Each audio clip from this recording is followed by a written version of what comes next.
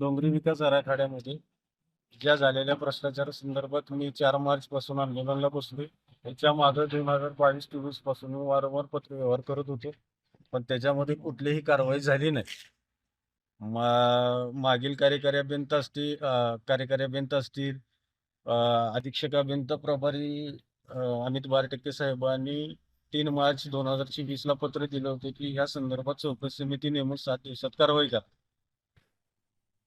तर मागील कार्यकारी अभियंता यांनी चौकशी समिती नेमली होती. त्या चौकशी समितीने जाऊन स्थळ पाहणी करून चौकशी केली होती. त्याचाही अहवाल दडपण्यात आला. पुन्हा आता अधीक्षक अभियंता हळनोर साहेब यांनी चौकशी समिती नेमली.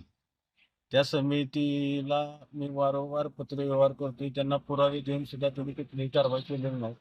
मी त्यांना एकच प्रश्न विचारतो की रिप्लेसमेंटचं मटेरियल आपल्याकडे जमा झालेलं नाही, कोणतंच कोट्यावधी रुपयाचं, तर त्या कॉन्ट्रॅक्टरला तुम्ही बिलं कशी जमा केली? त्याचा गेटपास नाही, काय नाही.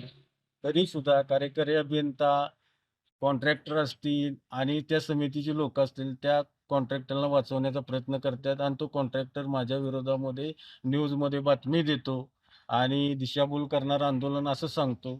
काय तर कार्यकारी अभियंत्यांनी येऊन सांगावं की हे आंदोलन कुठल्याही पद्धतीने चुकीचं झालेलं नाही किंवा दिशाभूल करणार आहे. आणि ह्या कॉन्ट्रॅक्टरला पाठीशी कोण घालतंय?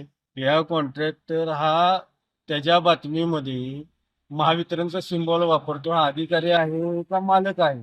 हे कार्यकारी अभियंत्याने मीडिया समोर किंवा पत्रकामध्ये सांगावं की हा कोण आहे आणि ह्याने सिम्बॉल का वापरला. त्याला जबाबदार कोण? कार्यकारी अभियंता का अधीक्षक अभियंता का त्यांचं प्रशासन?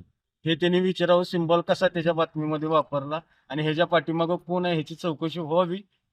नसेल तर मी जोपर्यंत माझ्या आंदोलनाला न्याय मिळत नाही तोपर्यंत मी आंदोलन थांबवणार नाही.